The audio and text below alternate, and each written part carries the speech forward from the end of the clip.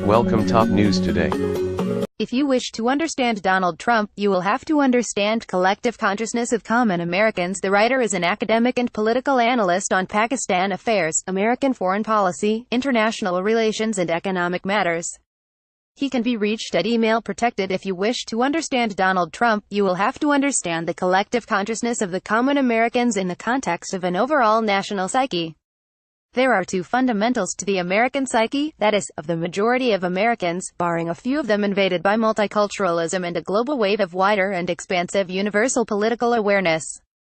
But this is a rare commodity and, by and large, the entire nation is unidimensional, sharing rigid and determined social and political attitudes that have remained entirely unchanged over the decades of American existence, specifically in the aftermath of the World War II and the emergence of the U.S. as the dominant global military and economic power.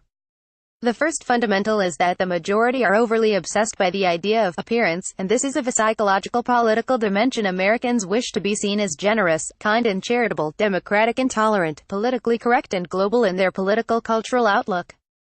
Hence, America has a culture of social cultural conformity that is unshakably voluntary. Nearly everyone shares the same views and attitudes over almost every social and political norm. We are number one. There are hardly any diametrically opposed opinions on most political or social issues. The second is the unmitigated desire for power. Americans on an individual level are fiercely egotistical and uncompromisingly individualistic.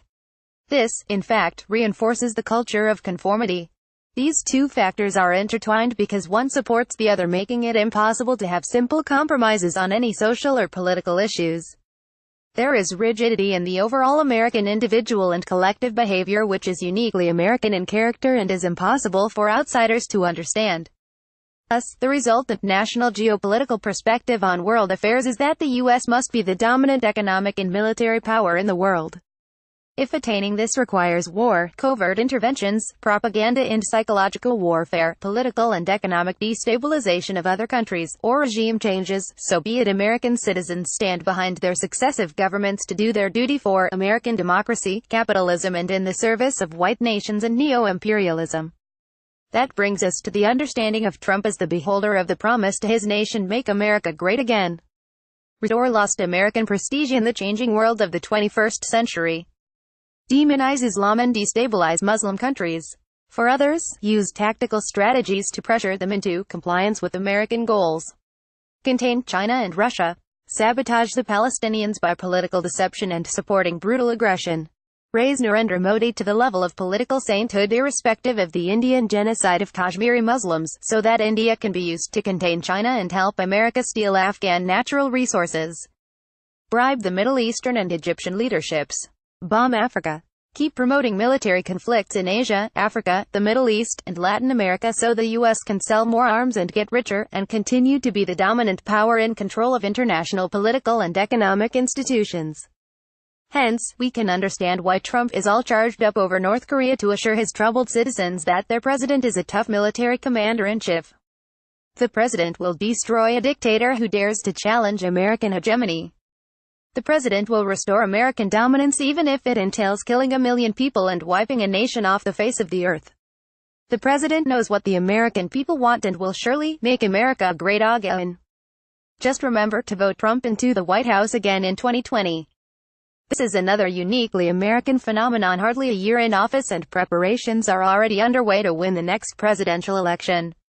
Again and again, the world suffers the consequences of the American democratic system, wholly focused on raising political campaign funds from wealthy donors who expect political favors, often impacting government policy. And then there are the other policy decisions made to placate the base, so that they vote favorably once more. There is a Trump on every street of America, hell-bent on making America great again at the cost of violence against global humanity. This silent majority doesn't wish to come out vocally in favor of Trump, fearful of the appearance of being racists, reactionaries or ultra-right-wing political activists. Imagine the rationality of Trump's assumed threat of the North Korean nuclear threshold of a few warheads against American military might and massive nuclear power.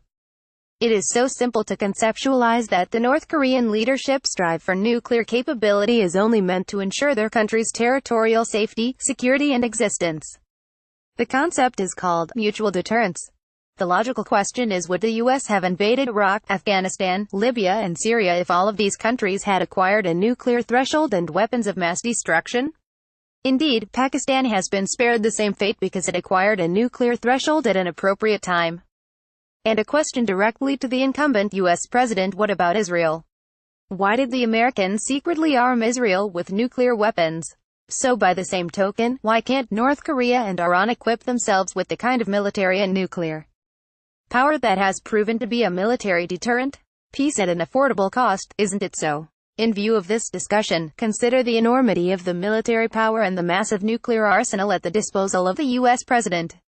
Among its fleet, the U.S. Navy has 10 Nimitz-class aircraft carriers nuclear-powered with 50-year lifespans. Consequently, these aircraft carriers are operational 24 hours a day around the world, giving them the military capability of destroying the entire world 17 times over. Each of these has approximately 3,140 military personnel, 2,800 aircrew and around 90 state-of-the-art aircraft on them. Not only that, the 2017 estimated nuclear warhead inventory indicates that the U.S. has a stockpile of 4,018 nuclear warheads. Out of them, 1,393 are deployed. Imagine that the U.S. has nearly 800 military installations in more than 70 countries and territories abroad. In addition, there are more than 200 Army, Air Force, Marine and naval bases in the U.S. itself. Ironically, the U.S. military-industrial complex also sells more arms around the world than the entire world together. Obviously, this has direct military political repercussions vis-a-vis the American role in interstate conflicts and their resolution. Global peace has been subjected to U.S. economic and business interests since the emergence of the U.S. military-industrial complex and its worldwide reach. Make no mistake, Trump is in the driver's seat with his eyes on the next presidential election. He is fully cognizant of the psyche of the American people. He is aware that his slogan, "Make America Great Again," rings a bell in the hearts and minds of the majority. Trump is playing the cards of hidden racism implicit in the American psyche and demonstrating a muscular military approach against its fabricated adversaries to show that the U.S.'s global military political dominance is at the core of his political career, consistent with the nation's emotional domain. Expect no mercy. Humanity is in for another rough era. The Jerusalem move is just an indication